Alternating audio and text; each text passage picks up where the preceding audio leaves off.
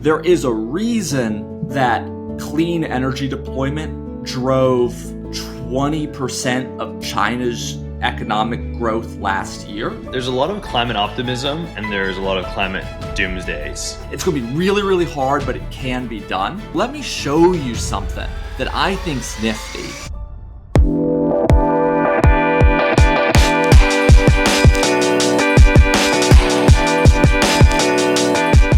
All right, guys, welcome back to Built in America. We have Christian Anderson, who is the co-founder of Watershed. Christian, great to have you in the pod.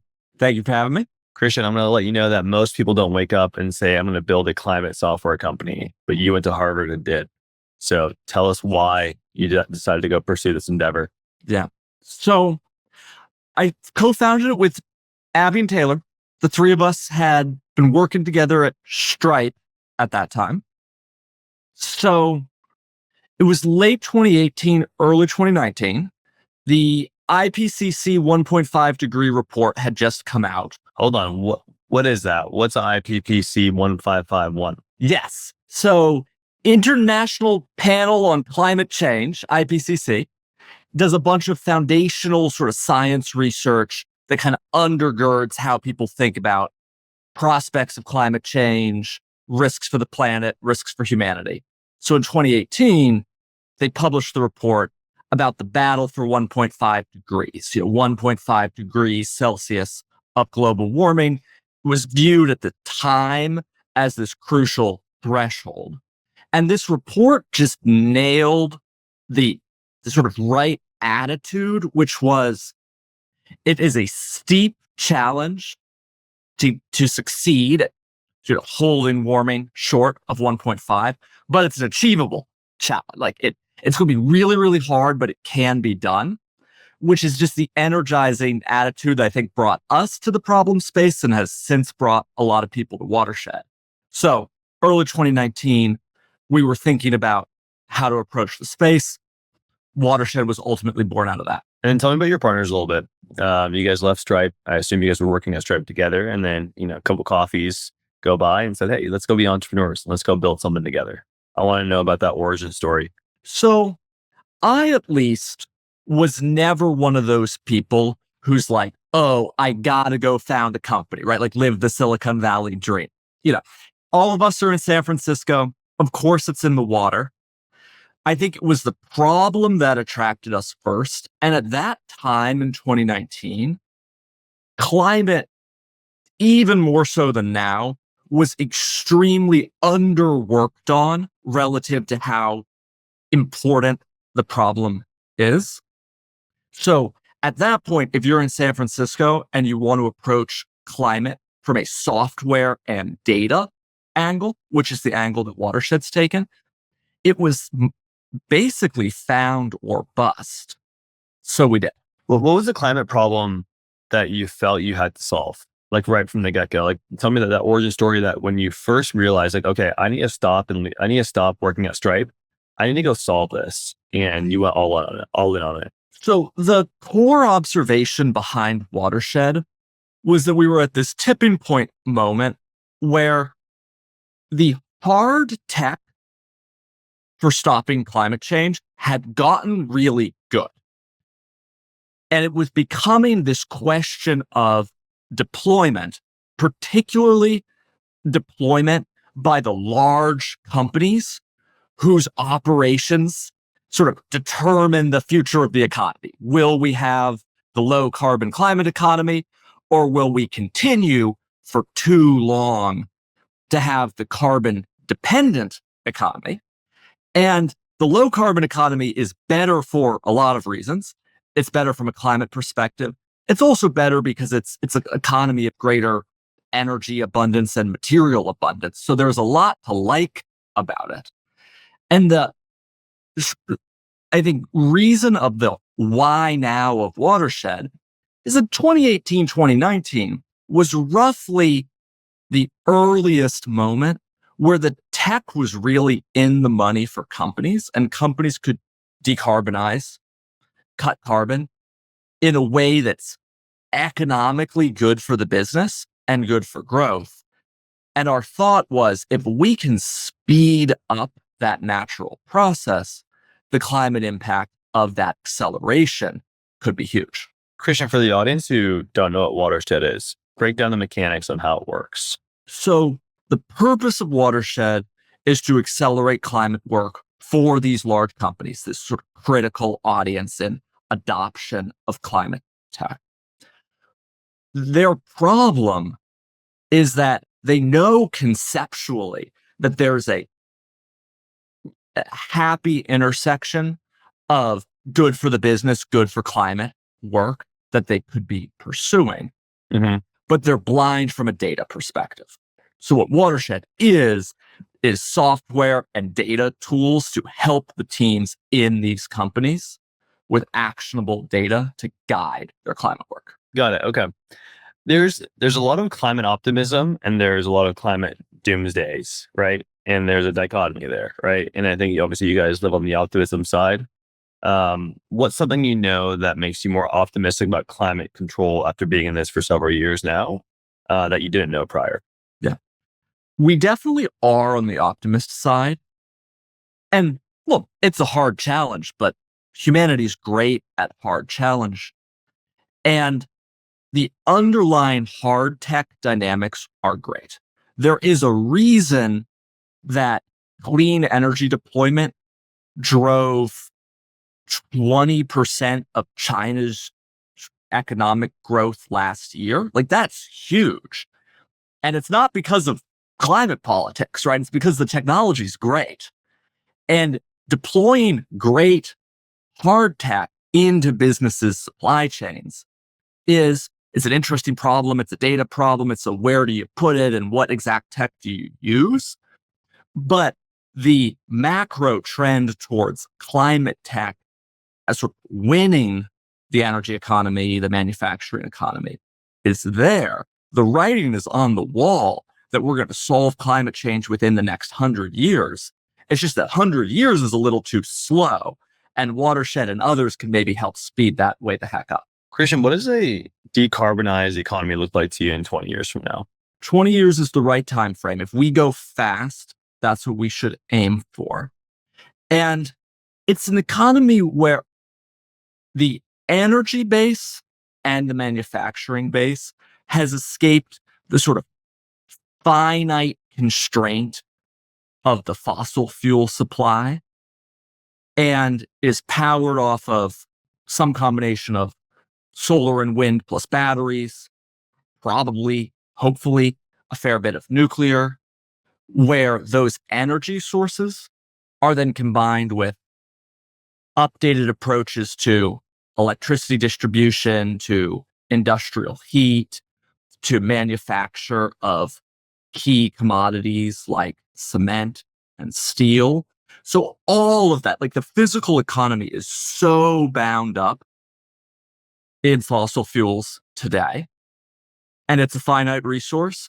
And it's a resource where what we all want for the future of humanity, which is the technology growth that's coming, the population growth that hopefully is coming, like we just have to escape that. And the good news is that escaping this historical fossil economy is also really good for the planet. And it's sort of the two lenses is how our customers at Watershed look at it. They're like, it's nice that this is good for the planet. Great. Is it good for my business, and how is it good for my business? And that's the key question that Watershed can bring data to. Christian, I want to ask you a little bit more of a psychological question about building a company like this. There's a lot of founders that come in this pod who build a lot of consumer-based products, and they get an instant feedback loop instantaneously when they're selling something. To what you're doing today, you're solving something pretty massive. It can be ambiguous. It can be non-tangible sometimes. You can't touch and feel it.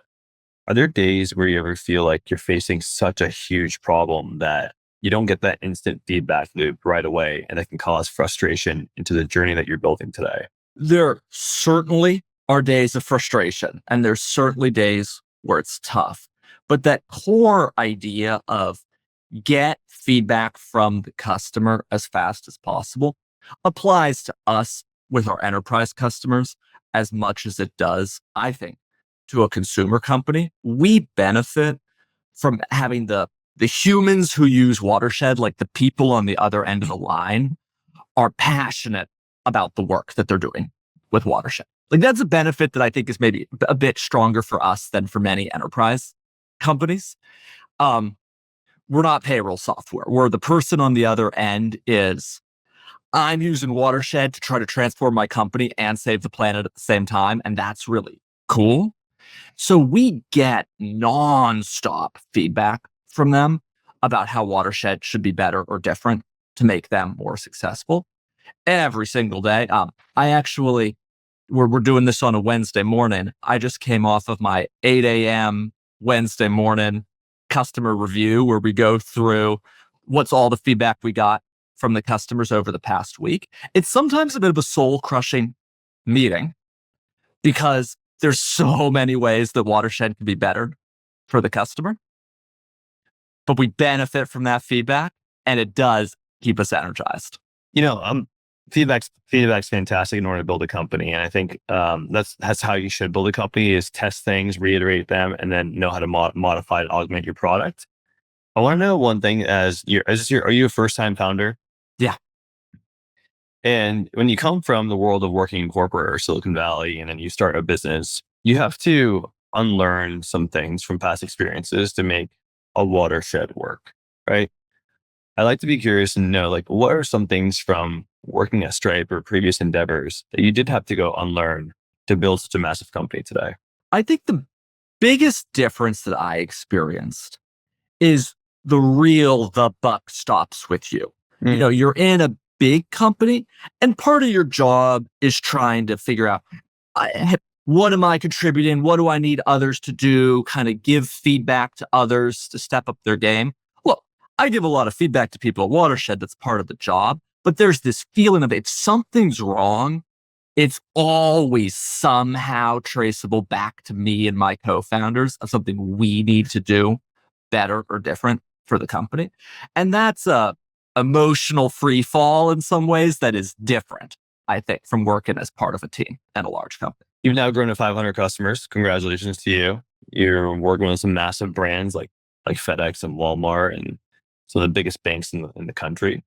I want to know when your first holy shit moment happened. So when you felt like, oh my God, it's actually working. Like what I'm doing here, there's momentum. Like a FedEx is taking a PO for me right now.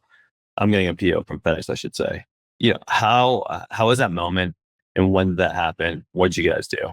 The metrics goal for Watershed at the start was to get to 500 megatons a year of carbon impact. So total global emissions is about 50 billion tons. So 500 million tons is about 1% of that. I want to say, can we as a company be driving carbon emissions down 1% per year? To do that, you have to work with the world's hugest companies. And the companies that you were just mentioning, the FedExes or the Walmarts of the world, these were our dream customers when we were getting started. We thought it was potentially many years away to be ready for them. And then 2 years in, we started working with our first huge company. It was a sort of really large global financial institution. Christian, so how does that process work? So I'm a global financial institution. Let's call me Bank of America today on this pod for just guesstimations potentially. And you're Christian, you're the co-founder of this company called Watershed. Who are you calling? How are you approaching this? Because a lot of people listen to this pod and say, how do I even get started to go sell something to a FedEx, an enterprise company like this? How do I sell to a Walmart? Who are the buyers? Tell us the process of actually getting there. Yes. So we talked with 100 or so potential enterprise customers in the first month or two of the company. We did it before we had a product. We actually did it before we had a name for the company. It was some funny calendar invites we sent out. It was, because there's no, it's not like, Watershed, FedEx, right? It's climate for FedEx, right? Just keep it generic, just get them on the phone. And we pulled every thread, every friend, every connection, anything we had to do those conversations. And we weren't trying to sell anybody yet. It was almost everyone in the world loves giving advice. So it was, hey, climate leader at big company, we're starting something new in the space. Give us your advice. We want to hear from you. What's going on over there? Like, what are the challenges? What's tough? We're not ready to sell. Like, in our mind, we're thinking we're not ready to sell this company yet. We don't even have a product, but we have a conversation. We learn the challenges. Maybe we're circling back in a year or two and we can connect it up and say, hey, thanks for inspiring our product direction. We now have something you'll be interested to see. I love that. So I'll give you a cool little story. When I wanted to go create a thesis, I'm in the M&A roll-up space. I go buy companies and roll these things up. And a lot of people are like, how do you go find business? Are you talking to brokers, investment banks? I'm like, no, I actually create a podcast for that sort of niche. And I reach out to everyone who fits that buy box. So if I'm trying to go buy, let's say, for example, food retail stores doing over $3 million of revenue, for example, right? And I create an ad and I say, hey, attention to all business owners who are doing above $3 million of revenue that sell hamburgers in South Carolina. I want you to jump on my pod and tell me how you built your business to $3 million of selling hamburgers. And they're like, oh, what? I'm putting them on a pedestal right now, getting all this information before I even started the company of whatever I want to go do, and gathering all this data from the best quote unquote experts in that space. And I think there's not enough people who go out there and do that today, where they don't go and A/B test their product before starting it or create an MVP. They want to just go all in, raise the money before they actually go and just take a simple survey like you guys did, and then get free information and then utilize that to go build a product therefore after, and then commercialize it.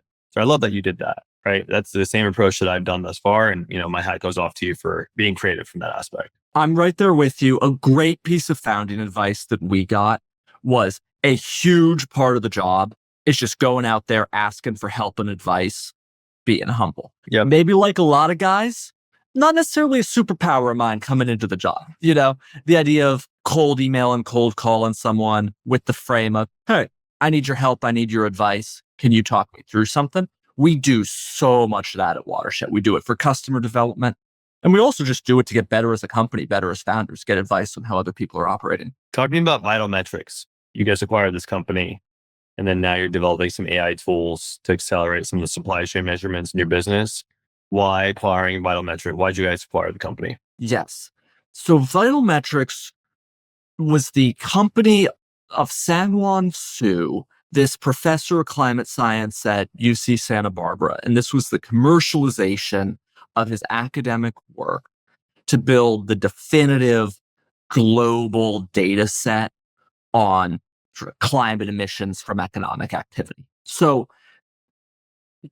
a huge part of Watershed's mission relies on the foundation of excellent data about climate science, global emissions. And we're building software on top of that. Like, our business is a software business. So data complements our business. And our view with Vital Metrics was they have this incredible data asset that we want to build software on top of. But it works for us if this can be open data that everybody in the ecosystem is working with, like a lingua franca of the space. So we acquired Vital Metrics a couple of years ago. And then just a few months ago, after a bunch of work to make it ready, we opened up the data asset we bought. So it's now, open data, copyleft license. Anybody can download it from Watershed's site. We're building on top of it. We hope that the whole space, academic, commercial, otherwise, can build on top of it. And then it can let Watershed's software, AI tools, etc., that we build interoperate with the rest of the industry. Christian, did you raise money to build your venture? Yeah. And how was that experience for you as a guy who came from Silicon Valley, working at Stripe, raising money for your first time, I assume? How was that process, doing that with your co-founders? So we waited for a while to do it, to the point you made earlier of start with the customers, start with the product, don't rush out to raise. We were in no hurry. We each put $50K into the venture to start, and we took no salaries. and expenses are low for this kind of business, that was plenty to run for a while. Stripe must have been good. I like it. It's you put in your own savings, right? And run it that way. We got to the first 10 to 20 customers who were using the product and were happy. That had taken us up to sort of north of $1 million in ARR. So, okay, there's starting to be some revenue. The company's starting to pay its own expenses. We're starting to hire off of that revenue. That's a nice moment to raise because the business has proven that there's something working. We don't need the fundraising. We can sort of run off the revenue at that point. The company's so small. So it is true what they say. The time to raise money is when you don't need to raise money. So that's when we did. We put together a Series A. A great piece of advice we got on fundraising was, tangent, like many companies, we put together a board at the same time we put together a Series A. The Series A investors were represented on the board. So the advice we got is boards can be more downside risk than upside creation, right? There's a limit to how much upside you're going to get. Like, what's the world's bestest board versus the world's 10th best board? But board drama and investor drama kills companies. So the advice we got was go with people you trust, go with relationships, go with people who are in it for the long term and aren't going to bring drama to the company. So we took that lens when choosing what external investors to work with. And how's it been thus far? Have you had drama or has it been amicable thus far? There's always a little bit of drama every once in a while, but tell us your rationale. The goal succeeded. No, we've benefited from a wonderful board. It was sort of Michael Moritz and John Doerr who were on the board originally. So they were both sort of storied investors we'd worked with a bit in the past through sort of, Stripe in Moritz's case. He was on the board there as well. And climate work in John Doerr's case. He and Taylor had done sort of nonprofit climate work in the past. So these were folks we knew. These were folks who brought awesome experience to the board. And it's been great. That's awesome. And you have a big audacious goal. You want by 2030 to remove 1% of global emissions through customers' actions. That's bold. How do you translate that emission into a day-to-day priority? So that's that 500 megatons. And that's that the largest company, like huge companies, do about that much in their own annual emissions. So our thinking was, if we can get the linchpin companies using Watershed, and then if we can help them 5%, 10%, 20%, you're not going to transform the whole business overnight. But you have enough huge companies that can put a 5 to 10% dent in their emissions. That's enough for the lofty goal. So it was then a two-part challenge for us as founders of get the world's largest, most important companies to trust Watershed. And second, make them successful, like deliver that 5 to 10% of progress in these first few years of using us. The customer base today does 2 billion tons of annual emissions. We think about sort of emissions under management of this sort of metric of growth of our business. Ultimately, that's a number that we're trying to drive down, right? Driving it down is good for climate. But in the immediate term, by selling more large companies, we drive it up. So 2 billion, we think to get to this 1% by 2030 goal, we probably need to scale the customer base sort of at least another 5x. Hopefully we do a lot better than that. There's 2030 is a long way away, but it's interestingly kind of close. Like for the mission goal, we're close to the scale we need to be. And then it's the same, thing that's existential for any company is, can you make the customer successful? Their needs are complex. The job is complex. In this problem space, it lives at the intersection of climate science, data science, and operational excellence. Like those are the skill sets that the customer is trying to bring to bear. There aren't many people in the world who combine all of those skills in one person. So the customer's trying to build a team of people using Watershed. And this is where the AI piece comes in. We're trying to scale through software, climate expertise that lives in the head of a really small number of people, right? And we're trying to fix that rate limiting step by scaling that expertise through software, including AI software. Christian, there's a lot of companies now, obviously, as you know, are implementing a ton of AI in their business. And what I hear from you continuously is that you focus on the customer, which I love because it's a very organic, thoughtful way of growing a company. But as you start incorporating AI into your business, and let's say AI is starting to pass through to some level of customer experience, how do you make sure you still humanize the experience for the customer, assuring that they're getting the best experience with Watershed moving forward? We do build AI tools for our customers. It was when we started Watershed, I was coming off of having run some AI products work for Stripe, sort of in my last role there. It was very top of mind for us as an area Watershed was going to need to excel for the customer. But to your point, everything we build with AI starts sort of customer first of, is there a specific customer challenge that we think an AI tool is going to solve for them? Rather than, I think we're in a moment in the industry where there's plenty of companies who kind of started a little bit sort of tech first, what might I build given the tech? We're trying to make a specific set of customers successful.